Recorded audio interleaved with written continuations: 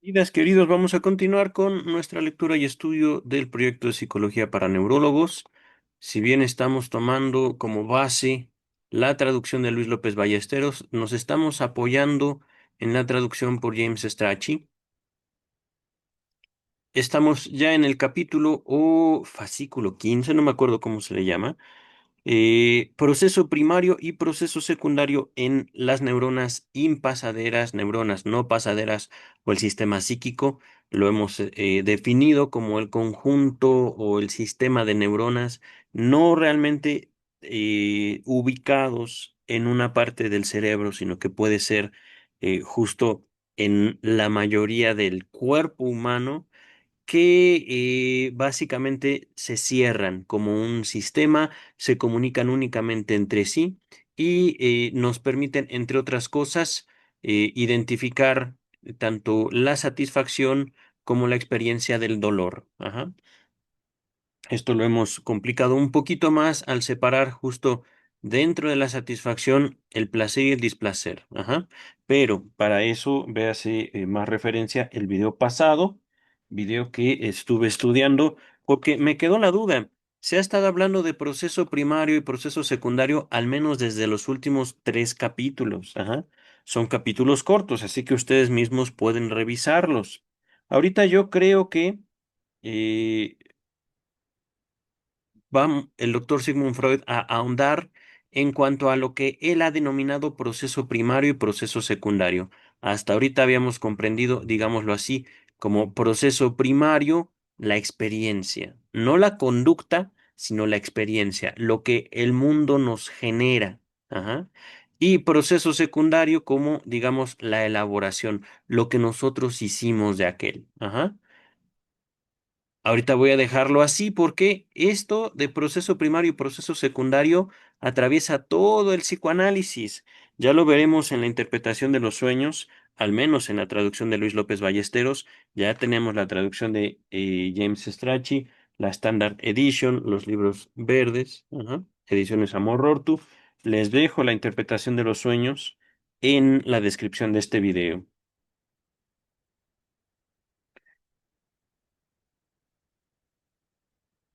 Permítanme, interpretación. Listo.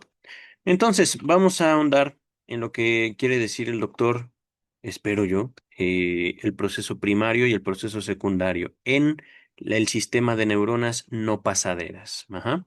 Proyecto de psicología para neurólogos, escrito por Sigmund Freud para un amigo suyo. Este trabajo no tenía como objetivo publicarse. Ujú. Pero dice el doctor Freud, de lo que hasta aquí hemos expuesto, se desprende que existen dos situaciones en las cuales el yo, como un sistema de neuronas, digámoslo así, en la percepción o el yo en el sistema perceptual, que en cuanto a sus tendencias podemos considerar como la totalidad del sistema nervioso, está expuesto a caer ante procesos no influidos en lo psíquico, en un estado inerme. Ahorita vemos qué es esto, y a sufrir el daño consiguiente. Ahorita, antes de avanzar, antes de ver qué es inerme, a ver si la traducción de James Strachey, la Standard Edition, nos dice otra cosa. De lo que llevamos desarrollado hasta aquí, se sigue que el yo dentro de lo psíquico o dentro del sistema sí, neuronas impasaderas, que con arreglo a sus tendencias podemos considerar como el sistema nervioso en su conjunto, a raíz de los procesos no influidos en sí o en lo psíquico, sufre desvalimiento y perjuicio en dos casos. Ajá. Desvalimiento aquí. Acá era inerme. Parece como un estado de latencia, parece como un estado de no puedo. Ajá. Ahora, un segundo. Vamos a ver directamente en el diccionario qué es inerme. Inerme. Inerme. Solo leyó la que está sin armas, usado también en sentido figurado, desarmado, impotente, ajá. Desprovisto de espinas, pinchos o aguijones. Algún sinónimo, desarmado o indefenso. Ajá. Miren, es que aquí podemos entenderlo esto de varias maneras. Ajá. El sistema psíquico, de lo cual el yo es una parte, puede, digamos, aquí dice caer ante procesos no influidos. Ajá. A ver, no, otra vez. El yo actuando en lo perceptual, acá no lo, miren, acá no aparece el psi, digo la P, de que quiere decir perceptual. Esto. Ajá.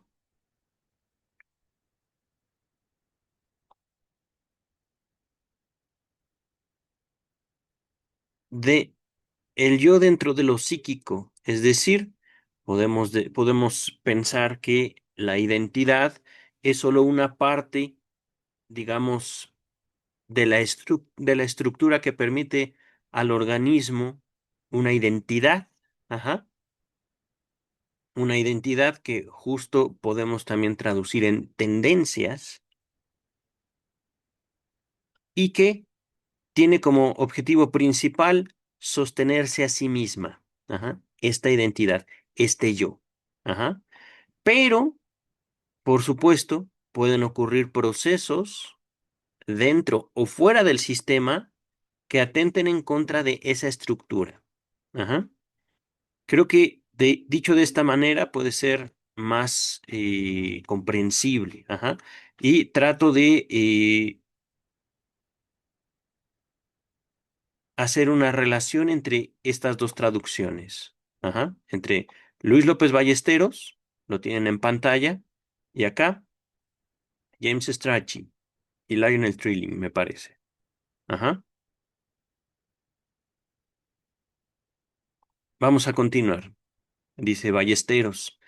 La primera de estas situaciones se da cuando el yo, encontrándose en estado de deseo o estado desiderativo, ya lo veremos, recatectiza, recarga, recubre de nuevo el recuerdo del objeto y pone luego en función el proceso de descarga, no pudiéndose alcanzar entonces la satisfacción, porque el objeto no existe en la realidad, sino solo como un pensamiento imaginario. Oh, el amor. ¿Cómo despedirse de alguien que no está, queridas y queridos?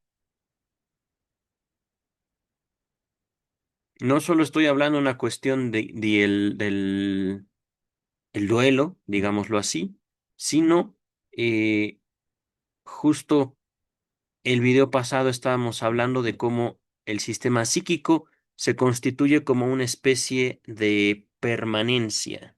Ajá. Esta permanencia se niega al cambio y sin embargo, para sobrevivir necesitamos adaptarnos, necesitamos ver lo que está y lo que no está y cómo nos puede influir eso. Ajá. Aquí, el recuerdo del objeto, no estamos hablando del objeto en sí, sino el recuerdo. Ajá. Yo deseo algo que tuve en el pasado, pero que ya no está. Yo lo deseo, yo lo cargo, yo lo recatectizo. ¿Qué palabra esa? Y entonces, como no está en el presente, como no lo tengo físicamente, quiero hacer algo, quiero darle un abrazo a mi abuela, quiero darle un beso, quiero decirle, abue, te extraño, pero ella ya falleció. Ajá. Entonces ya no me va a poder decir, yo también te quiero, nietecito, por ejemplo. Ajá. O tuve una pareja, la cual ya no está. Y entonces quiero verla, quiero abrazarla, quiero comer con ella, etcétera, etcétera, etcétera. Pero ya no está. ¿Qué hacemos? Ajá, dice el texto. En un principio, lo psíquico o el sistema de neuronas no pasaderas es incapaz de establecer esta distinción, pues solo puede operar sobre la base de la secuencia de estados análogos entre sus neuronas. Repito, solo puede hacer algo entre el sistema. propio. El sistema sí, el sistema de neuronas no pasaderas. Ajá. Es decir, sobre la base de su experiencia previa de que la catectización del objeto fue seguida por la satisfacción. Esto lo habíamos visto en el video pasado. Es un error, ajá, un error, digamos, del archivo, de la impresión que estamos viendo. Ajá. Así necesita disponer de un criterio venido de otra parte para distinguir la percepción y la representación o la idea. Ajá. Antes de avanzar, nota 154. En las líneas que siguen se encuentra la primerísima formulación de una idea a la que Freud dio múltiples versiones, siendo la última la de la prueba de realidad. Es una función del yo. Ajá. Es decir, esto ya lo veremos en la interpretación de los sueños, más allá del principio de placer, psicología de las masas y análisis del yo, el yo y el ello. Ajá. Digamos que poco a poco, no solo estamos hablando ya de neuronas, sino de una dinámica compleja entre células del cuerpo que reciben, pero que también pueden sostener energía y incluso cerrarse a la entrada de energía. Ajá. Un conjunto o un sistema ya propiamente psicológico, no neuronal, cuya función es, digámoslo así, estoy pensando cómo traducir esto. Hablar de de un cimiento, de una base estructural firme, al menos frente a esta dinámica compleja de entrada y salida de energía del cuerpo. Ajá. Por un lado, es necesario identificar entre el recuerdo y la experiencia como tal y poder también aprender nuevas cosas. Ajá. Voy a decirlo así, la prueba de realidad. No es lo mismo pensar que hacer. Ajá. No es lo mismo recordar que vivir. Ujú. Dice el texto. Otras formulaciones anteriores que siguen inmediatamente a la sentada en este proyecto, a la escrita en este proyecto, se hallan en la interpretación de los sueños y en formulaciones sobre los dos principios del suceder psíquico o del acaecer psíquico. El acaecer psíquico es como se nombra en la Standard Edition, en la edición de Samorortu. Pero ahorita mencioné una serie de libros, no me acuerdo todos los que les acabo de mencionar, pero ustedes pueden buscarlos directamente en YouTube, en mi canal. Los debo de tener como listas de reproducción. Este de formulaciones. Formulaciones. Este sí se los dejo en la descripción. A ver si me acuerdo ahorita. Más allá del principio de placer.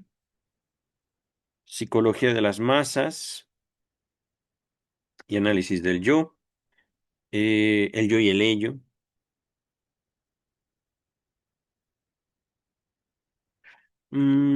Creo que son los que se me ocurren ahorita, además de la interpretación de los sueños, que este es, sin duda, el inicio del psicoanálisis, la interpretación de los sueños, ¿vale? Ahorita regresamos al texto. Hemos terminado, digamos, el segundo párrafo, pero antes de avanzar, que es un texto un poco más extenso que de costumbre, pero no lo es tanto. Les muestro el mismo texto en Ediciones Amorortu. Ajá. Estado de deseo. Ajá. No, no lo quiero leer todo para avanzar lo más rápido posible, si no sería un video demasiado largo, pienso yo. Y además, pienso yo que el trabajo con la traducción López Ballesteros nos puede, digamos, facilitar este abordaje. Ajá. Miren, representación fantasía. Esto está lindo. Al principio, lo psíquico no es capaz de establecer este distingo, pues solo puede trabajar siguiendo la secuencia de estados parecidos entre sus neuronas. Recordemos, justamente, si hablamos de algo psíquico, estamos hablando de un sistema que se forma, alimenta y sostiene a sí mismo. Es decir, un sistema que no necesita de la realidad. Ajá. Ya lo veremos en la interpretación de los sueños como lo psíquico al momento de dormir y justamente por estar dormidos es que se manifiesta en sueños. Ajá. Y aquí una pregunta, queridas y queridos.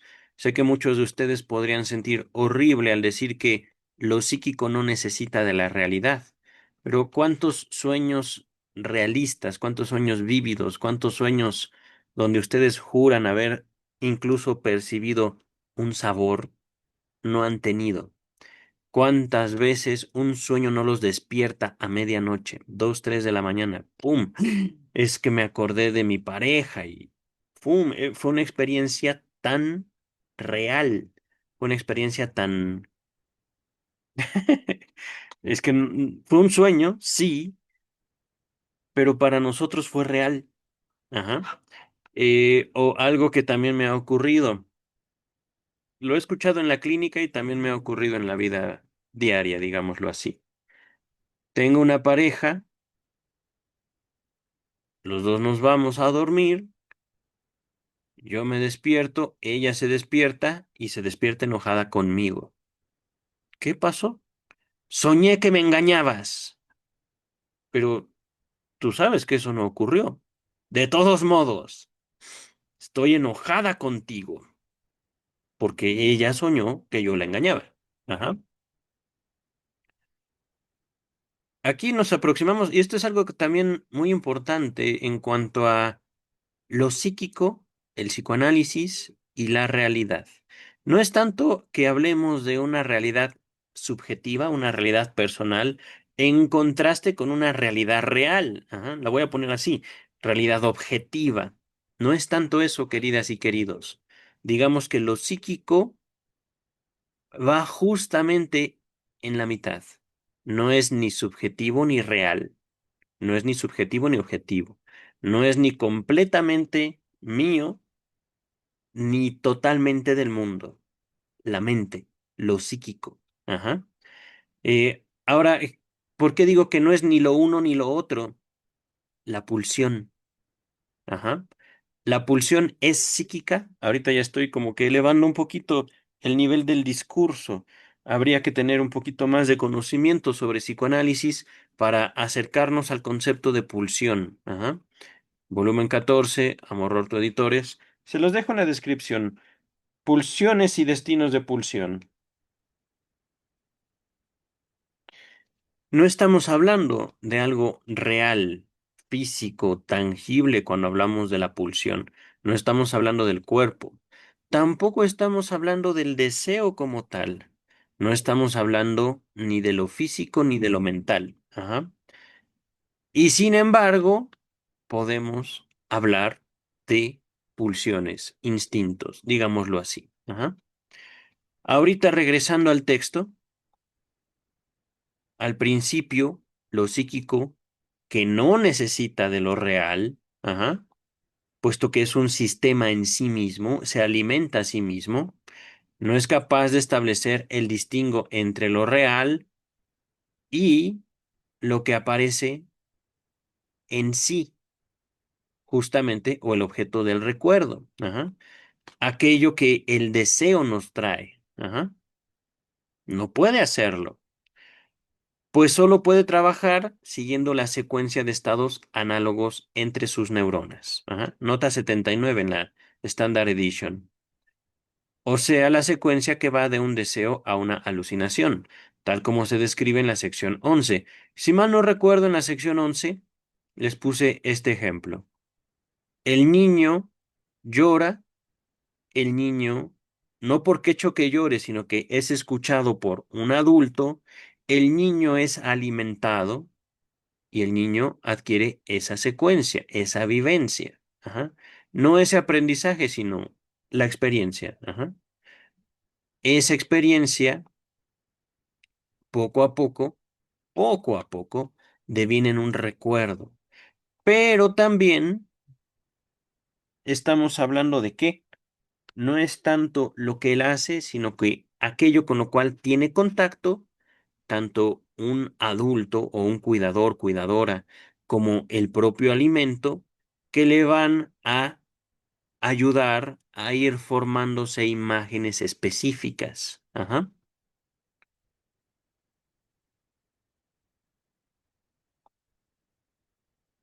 La variación, podemos decirlo, de esas experiencias será lo que le permitirá ir formándose el criterio justamente de lo que estoy subrayando. Una cosa es lo que yo veo, vivo, siento, percibo, y otra cosa es aquello que yo ya sé, aquello que yo recuerdo, aquello que yo ya tengo acá, aquello que yo puedo convocar a través del lenguaje. Ujú. Ahorita regresamos, López Ballesteros. Avanzamos ya. Entonces, en segundo lugar, lo psíquico necesita de un signo o un signo que dirija su atención a la recatectización de la imagen mnemónica del recuerdo hostil y que le permita prevenir por medio de la decatexia colateral, no lo entiendo muy bien, el consiguiente desencadenamiento de displacer.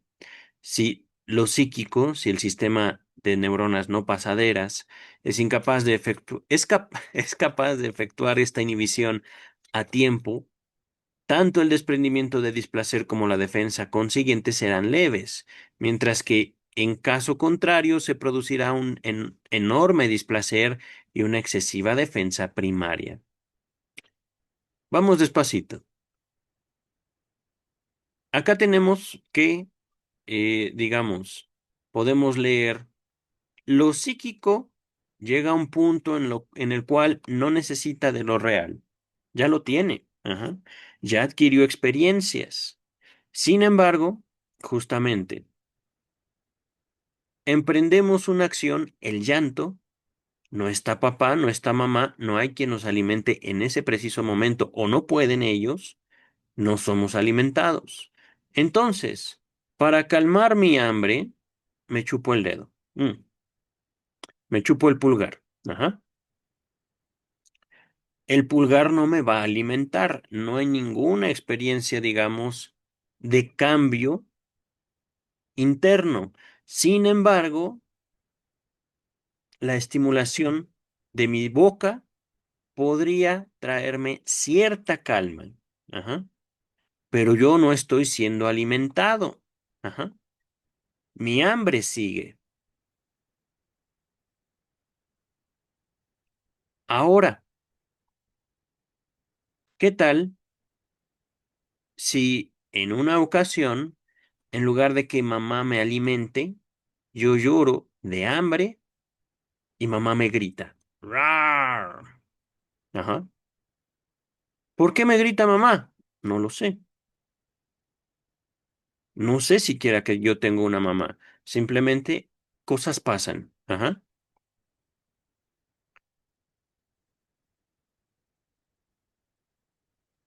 Y entonces, esto, miren, recatectización,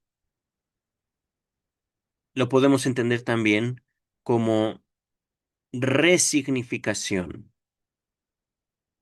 reinvestidura. Ajá. Y ahorita con la palabra de resignificación pienso en Lacan, pero solo es un pensamiento, queridas y queridos. Ajá.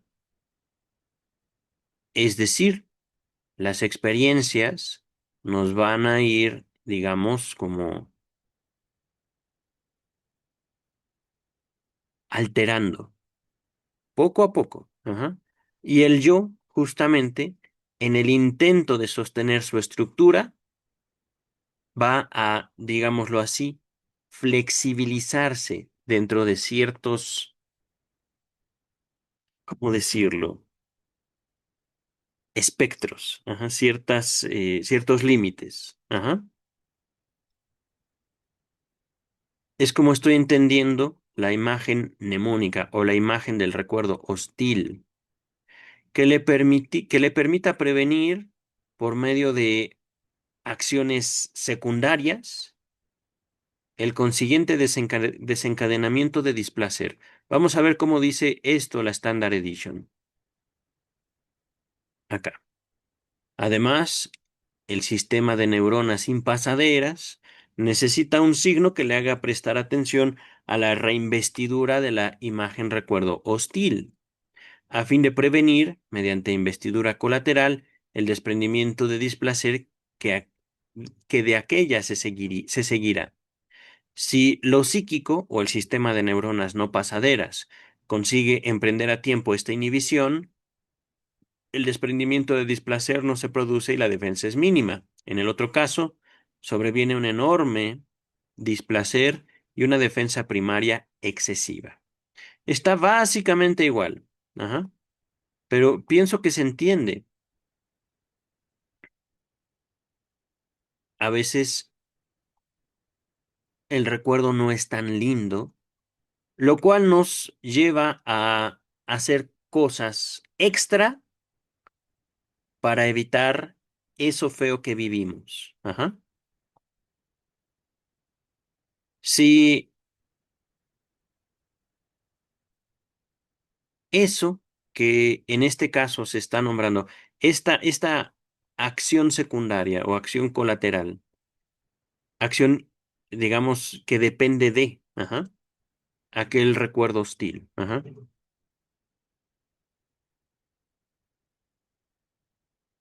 Si esta inhibición ocurre, no hay displacer, no se desprende, no se produce, ajá. Y sin embargo, si esta inhibición no se da a tiempo, enorme displacer, defensa primaria excesiva. Ahorita es una lógica como muy, muy lineal. Ajá. Regresamos a la traducción de Luis López Ballesteros.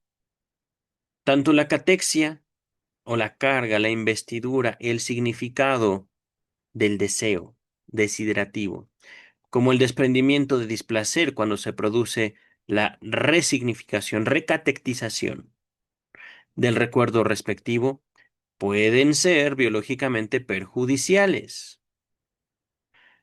La catexia desiderativa siempre lo es, cuando sobrepasa determinada medida, y favorece con ello la descarga, mientras el desencadenamiento de displacer siempre lo es, por lo menos cuando la catexia de la imagen mnemónica hostil emana por asociación de lo psíquico mismo, del sistema de neuronas impasaderas mismo, y no del mundo exterior. Ahorita se los pongo de otra manera. También en este caso se necesita pues un signo que permita distinguir la percepción del recuerdo o la percepción de la representación. En pocas palabras o en otras palabras, queridas, queridos, hay veces que, aunque no lo queramos, lo psíquico, digámoslo así, se convierte en su propio enemigo. Ajá. Puede ser que sea un intento de adaptación, pero no de un peligro real, no de algo que viene de afuera, sino que viene del propio yo. Ajá. Estamos hablando de un recuerdo o imagen mnemónica. Ajá. Y cómo esto puede, digamos, afectar al yo en su contacto con el mundo. Ajá. El deseo mismo nace del yo para adquirir una identidad dentro del yo en la cual se sostiene. Ajá. Dice el texto. Ahora bien, vamos a verlo rápido en la Standard Edition. Estaba aquí subrayado. Ajá. Lo estoy leyendo sin hablarlo, lo leo con los ojos.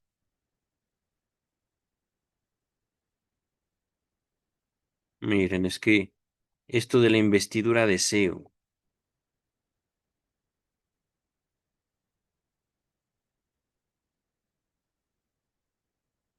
la investidura de deseo y el desprendimiento de displacer pueden ser nocivos biológicamente.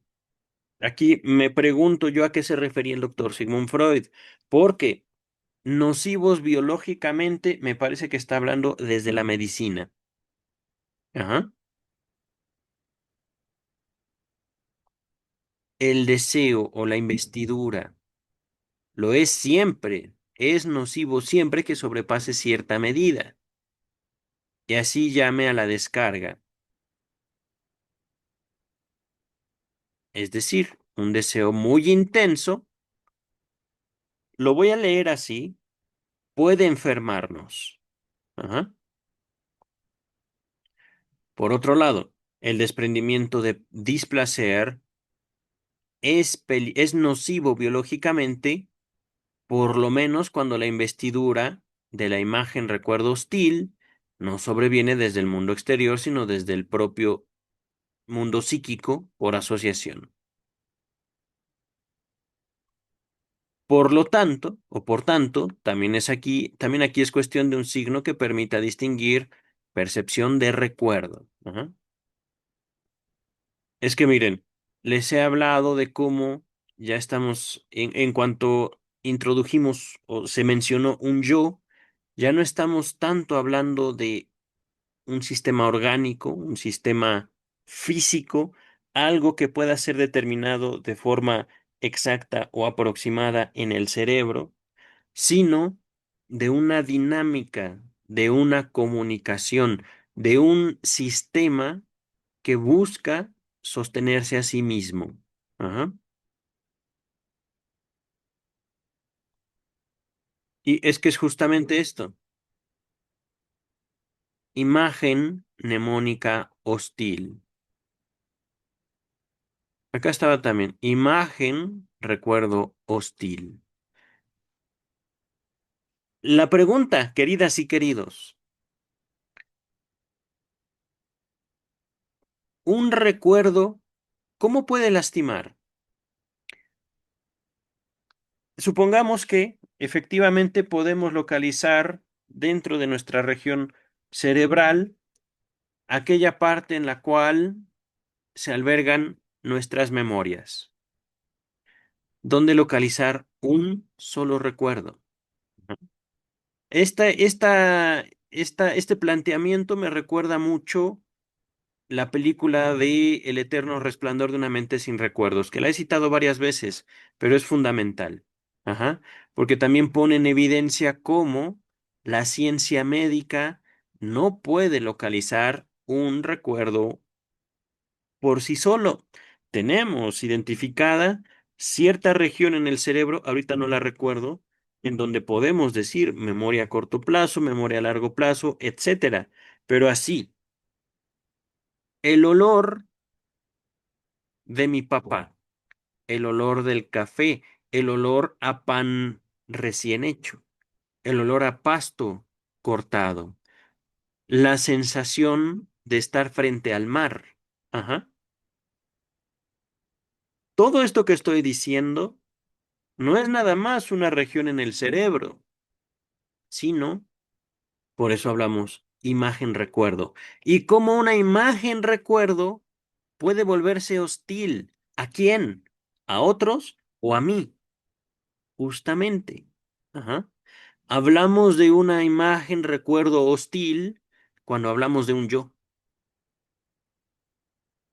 Primero, mis recuerdos, todo esto que les estoy mencionando, el olor a mi padre, la impresión del mar, etcétera, etcétera, etcétera, son mis recuerdos. Ajá. No pueden ustedes sentirlos. Pero cuando ustedes hablan, cuando ustedes evocan un recuerdo, pueden experimentar todo, toda la vivencia, justamente. Esto depende, por supuesto, no tanto de una capacidad de ustedes, sino de un momento específico. Ajá. Aquí me pregunto, por ejemplo, algo que no dice el texto. ¿Cuándo podemos ser asaltados por un recuerdo, una imagen recuerdo hostil. No cuando se convierte en hostil, porque es también el secreto, la magia dentro de todo esto. Un recuerdo puede ser completamente neutro o hasta bonito y de repente convertirse en hostil. Por ejemplo, recuerdo cómo mi padre me llevaba al cine y comíamos palomitas. Y lo recuerdo con mucho cariño porque yo quiero mucho a mi papá. Ajá. Ese mismo recuerdo puede devenir hostil en el momento, por ejemplo, cuando yo me enojo con mi papá o cuando mi papá muere. Aquí, un dolor terrible en el pecho. Y aún así, esta imagen, recuerdo, que yo en un momento atesoré, se me vuelve desagradable porque me duele mucho la pérdida de mi papá. Por ponerles un ejemplo. Ajá.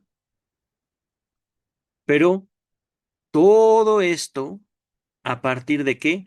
En el capítulo pasado, Freud introdujo un sistema, un algo al que denominó un yo. Ajá.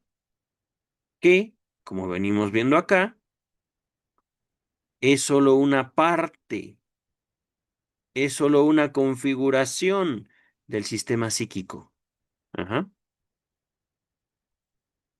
El yo no es todo el sistema psíquico, la identidad no es toda la mente, la conciencia no es toda la mente, pero me estoy adelantando un poquito en las formulaciones hechas por Freud en la interpretación de los sueños.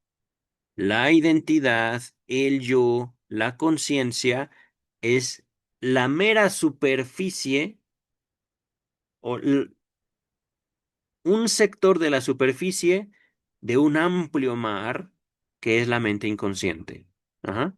Lo voy a dejar así mi comentario para avanzar. Ahorita estamos viendo la Standard Edition. Vamos a antes ver la nota la nota 80. Ajá. Es más o menos la nota que vimos en la traducción de Luis López Ballesteros. Ajá.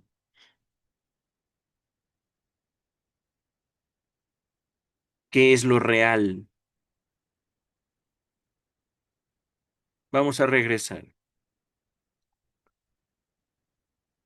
¿Dónde me quedé? Mm, aquí, me parece. Sí. Ahora bien, probablemente sean las neuronas perceptivas las que suministran este signo, el signo de realidad. Ante cada percepción exterior se produce en el sistema de neuronas perceptuales una excitación cualitativa, es decir, de calidad, de forma, ajá, que en un principio carece, empero, de toda importancia para lo psíquico. Es preciso agregar, pues, que la excitación perceptual conduce a una descarga perceptual y que de esta, como de todo otro tipo de descarga, llega una noticia a lo psíquico. ¡Wow! Esto ya lo vimos un poquito el video pasado.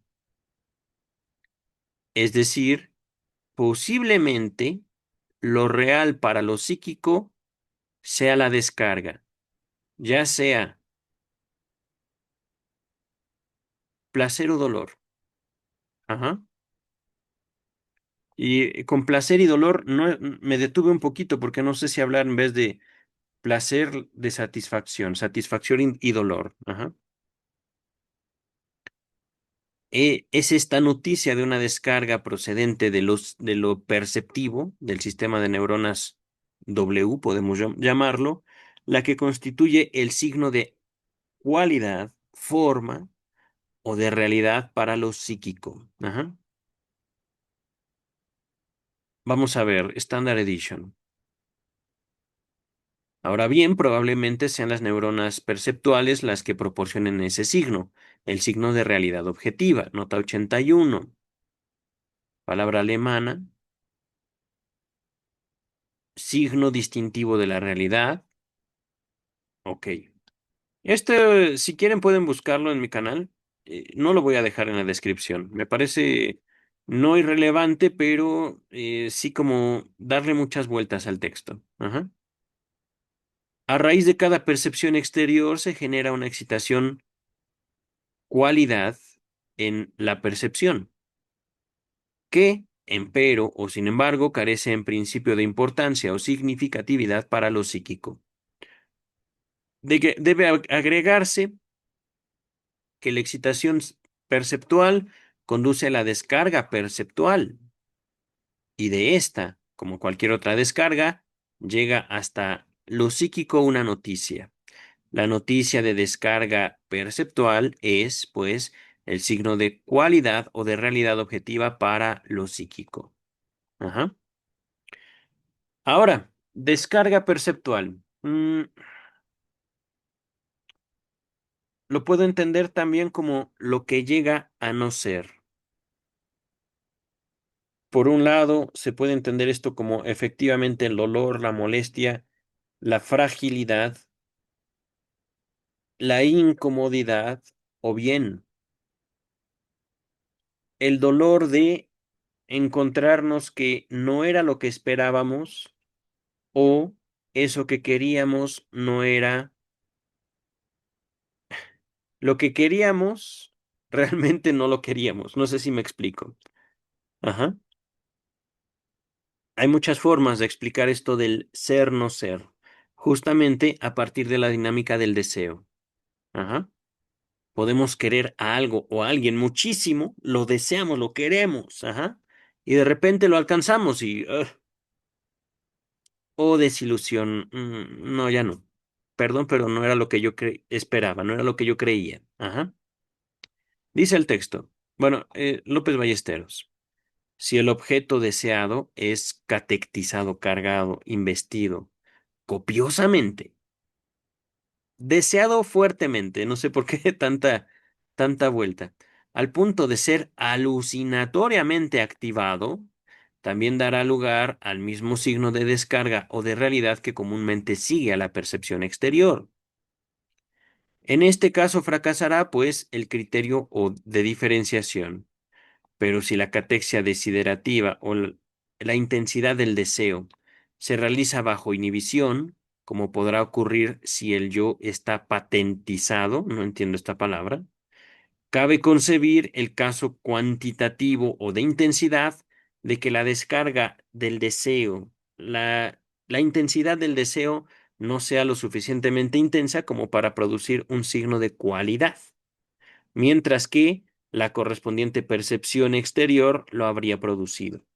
En este caso, pues, el criterio conserva su valor.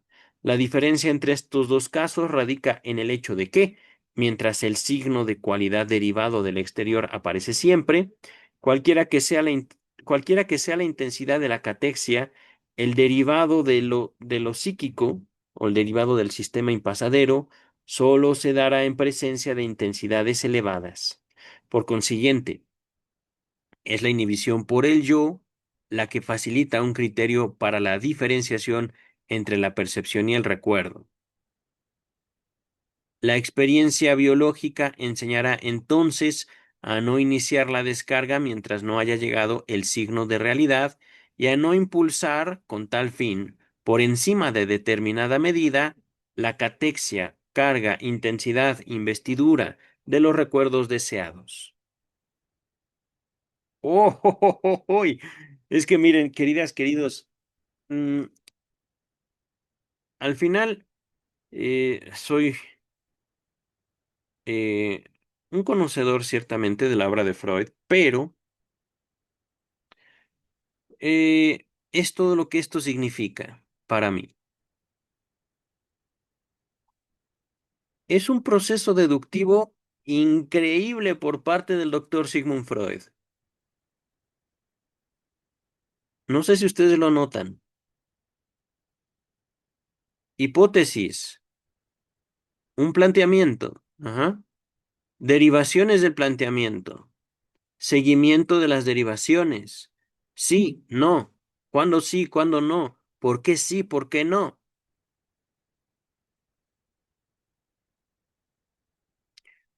Y todo esto con sustento, digámoslo así, eh, empírico, en la experiencia, con palabras que podemos asociar a experiencias cotidianas. Ajá. Podemos resumir todo esto justamente con una frase.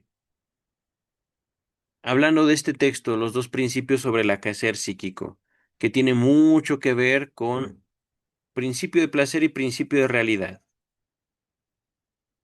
La mente, lo psíquico, va a buscar sostenerse en un mundo pequeño, en un mundo donde su realidad sea su cotidianidad.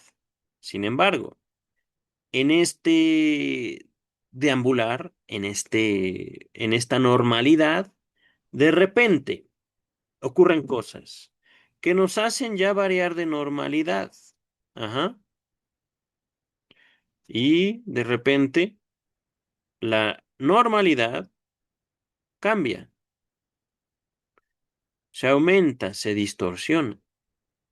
Pero todo esto, toda esta modificación del yo, es simple y llano aprendizaje.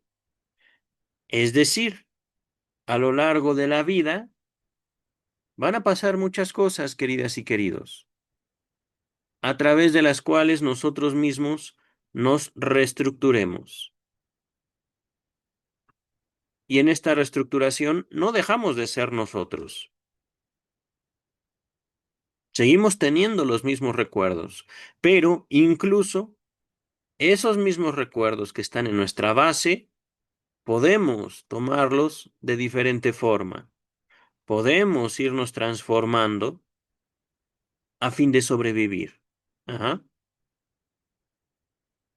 Y aún así, la base de todo esto, la estructura yoica, se sostiene, digámoslo, en la menor variación posible. Ajá.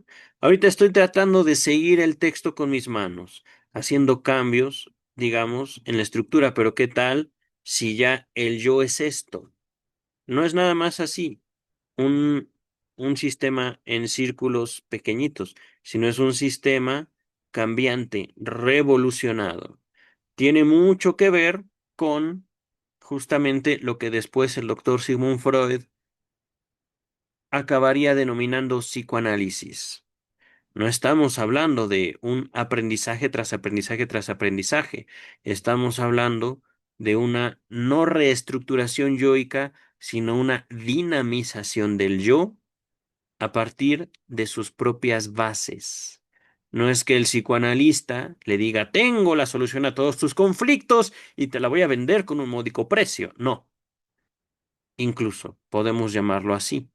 Sería un intento de regresar al yo, a su origen, y que a partir de ese intento de regresar el yo, el sistema yoico, a su origen, le permita vivir en una dinámica extensa, rica, satisfactoria, pero también tensa. Ajá.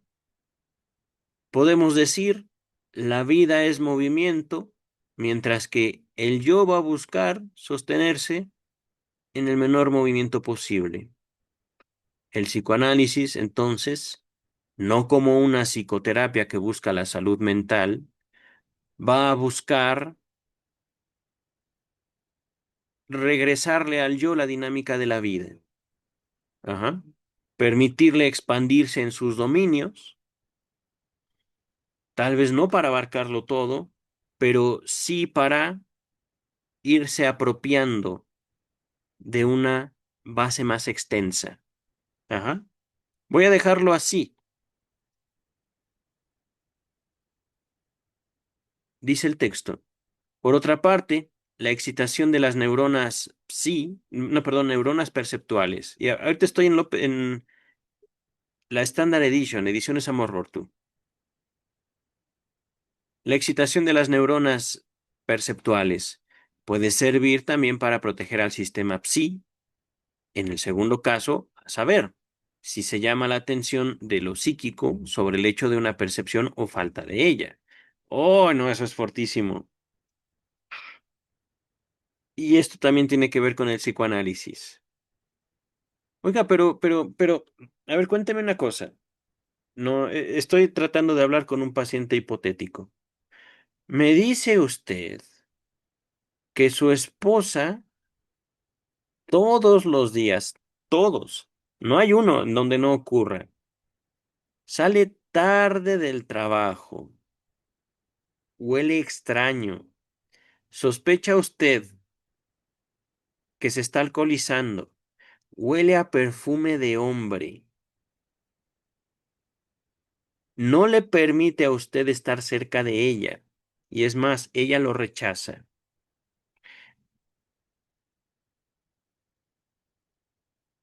y usted no sospecha que lo está engañando. No, jamás, doctor, jamás. Ella es incapaz. Fíjense algo así. ¿Hasta qué punto nosotros como seres humanos, hombres o mujeres, adultos o niños, estamos dispuestos a ceder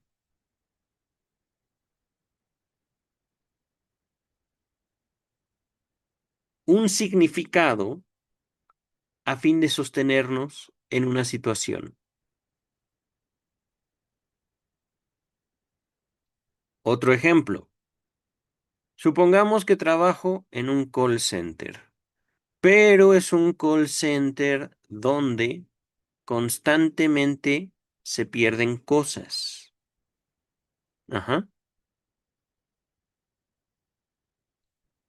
¿Seguirían trabajando en una situación así? ¿Qué harían ustedes como jefes? Ajá. ¿Es más importante sostener el trabajo o mejorar las condiciones de trabajo para que el trabajo sea sostenible mucho más fácilmente? Vamos a continuar. A este fin es preciso suponer que las neuronas perceptuales originariamente mantienen conexión anatómica con la conducción de los diversos órganos de los sentidos y tornan a dirigir o tienden a dirigir su descarga sobre aparatos motores que pertenecen a los mismos órganos de los sentidos. Entonces, esta última noticia de descarga, la de la atención reflectoria, devendrá biológicamente para lo psíquico como señal o la señal de enviar en esas mismas direcciones una cantidad de investidura. Ahorita, esto es la Standard Edition. Lo que entiendo es que se establece un mecanismo, digamos, natural entre lo psíquico, la mente y el cuerpo para hacer, para procurarse descarga. Porque justamente, y esto hablando de una función de lo psíquico, si yo como sujeto humano no puedo distinguir cuando tengo hambre, no puedo atenderme, hacer algo para transformar ese estado interno que yo conozco como hambre, yo voy a morir. Ajá. Lo mismo aplica para ustedes, queridas, queridos. Si ustedes en sus comunidades, en su realidad, no adquieren los medios para sostener su vida, sostener su cuerpo, su vida está en peligro. Ajá.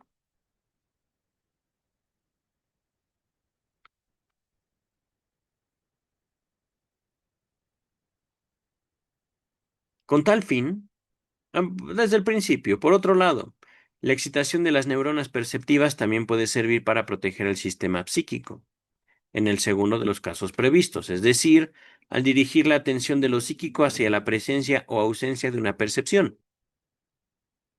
Con tal fin, debemos aceptar que las neuronas perceptivas, las neuronas W, poseían originariamente una conexión anatómica con las vías procedentes de los distintos órganos sensoriales y que su descarga volvió a ser dirigida hacia los aparatos motores pertenecientes a esos mismos órganos sensoriales. No estoy seguro de entenderlo todo esto. Aparatos motores pertenecientes a los mismos órganos sensoriales.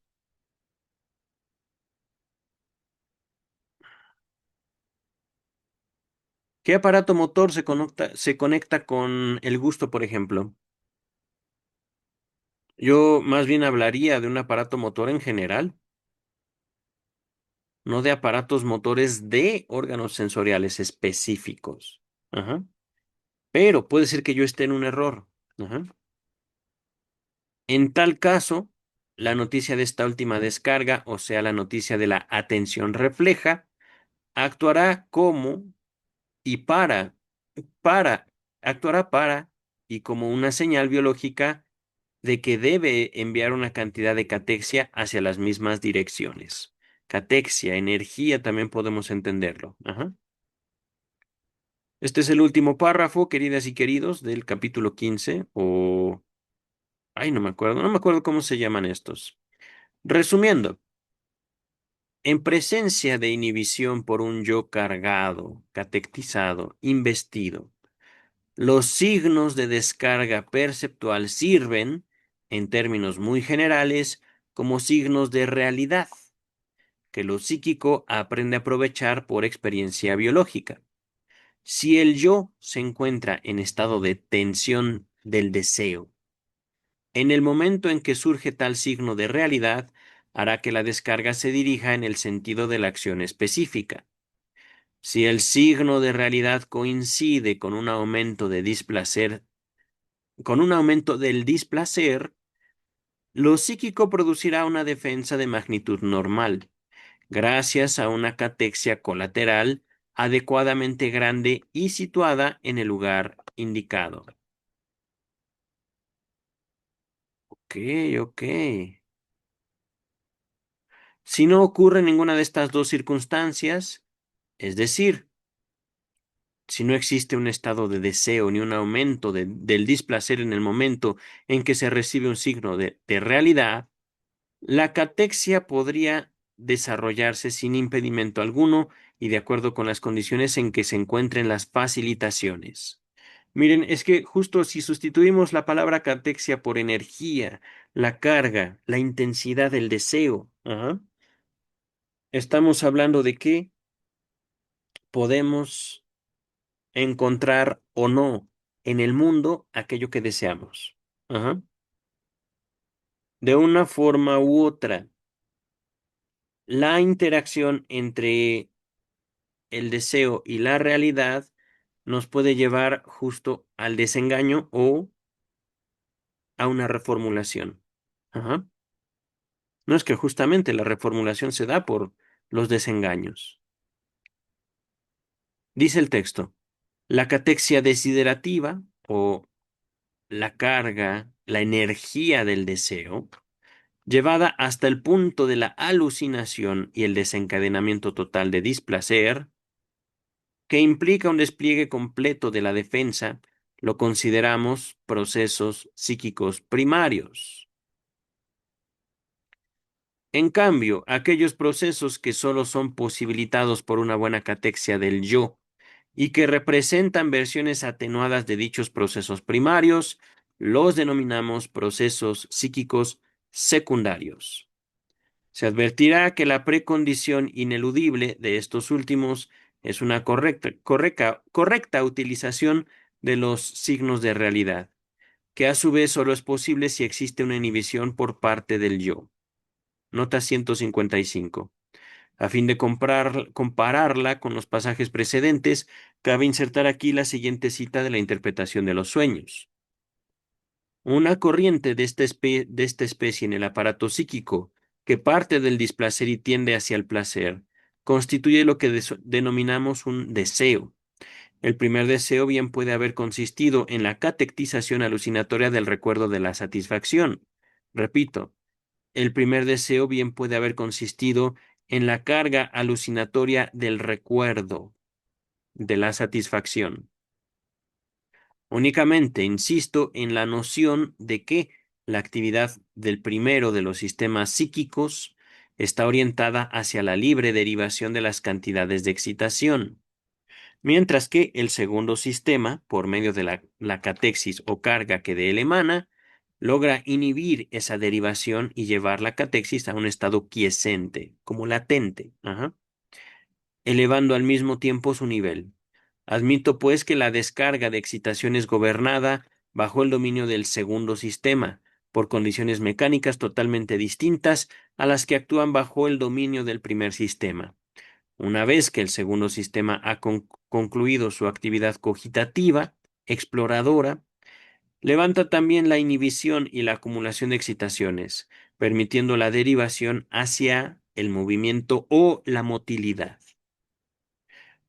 Ahora, antes de finalizar, no lo leeré todo, creo que es comprensible. Ahí está, Standard Edition, unos segundos mientras yo tomo agüita. Oh, mm, ay, caray.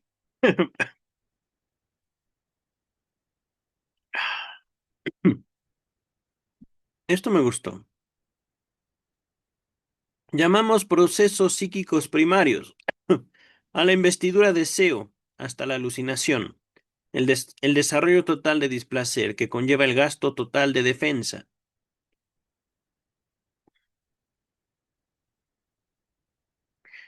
En cambio, llamamos procesos psíquicos secundarios a aquellos otros que son posibilitados solamente por una buena investidura del yo y que constituyen una, dice, morigeración de los primeros.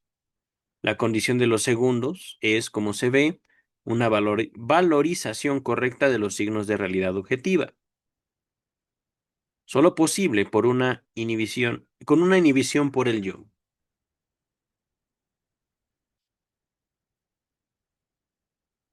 Pienso en algún ejemplo. Al momento no se me ocurre alguno. Sí, a ver, si regresamos al yo, justo en su dinámica interna, la investidura deseo vendrá del mismo yo, ajá, y puede llegar incluso a conquistar los aparatos perceptuales, hasta la alucinación, ajá. El desarrollo total de displacer, que conlleva el gasto total de defensa.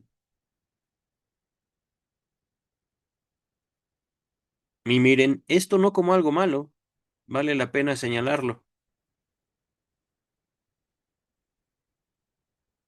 Podríamos llamar el proceso psíquico primario, eh, más que como a la fantasía, a esta realidad que funda la dinámica del yo, amplia o cortita. Ajá. Mientras que procesos psíquicos secundarios, estamos hablando de un yo capaz de investir, un yo capaz de hablar, no pensar, eso es curioso, hablar. Y esto alivia esta dinámica fortísima. Ajá.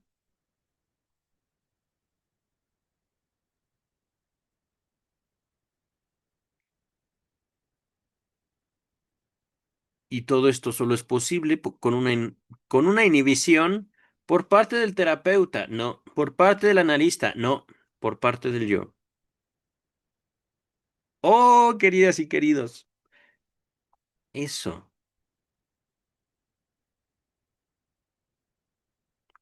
¿Cómo operar un yo que no es el mío? Pregunta de examen. Me siento justamente en esa situación. ¿Cómo? podemos influir en un yo cuando no estamos seguros de que influimos en nuestro propio yo. ¿Cómo influir en nuestro yo? Podríamos decir. He hablado mucho el día de hoy acerca de nuestro contacto con un otro. Por ahí va, queridas y queridos. Por ahí va en el sentido que cuando yo soy yo, cuando dejo de ser yo, y algo que también he descubierto, eh, es muy placentero, ¿cómo decirlo? Olvidarse del yo por un momento, el chiste, el amor, la intoxicación, los mecanismos de placer. Ajá. Queridas, queridos, dejamos hasta aquí, justo para aproximarnos hacia el fin de la primera parte del proyecto. Creo que son 21 capítulos. Al menos otro mesecito estaremos leyendo la primera parte. Ajá. Porque ahorita ya no estoy persiguiendo acabar toda la obra de Freud, ya la acabé.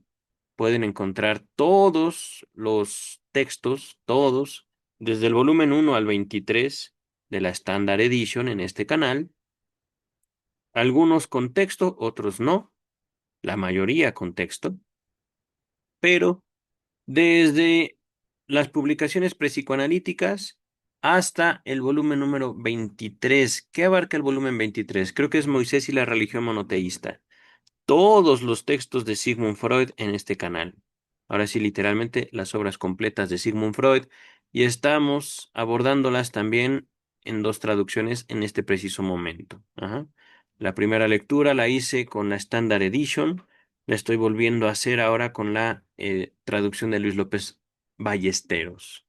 Pero además de eso, queridas, queridos, estoy compartiendo los días miércoles un texto. Ese sí no lo pongo en pantalla porque ese ya es más reciente. El texto que estamos estudiando de Sigmund Freud tiene más de 100 años, es decir, ya es de dominio público, lo puedo exhibir sin violar derechos de autor. Ajá. El texto que vemos los miércoles no lo puedo hacer así porque es un texto del 2010, Michel Onfray, Freud, el ocaso de un ídolo. Es un texto de crítica al psicoanálisis, pero empiezo ese estudio después de una enorme desilusión que me llevé leyendo Melanie Klein.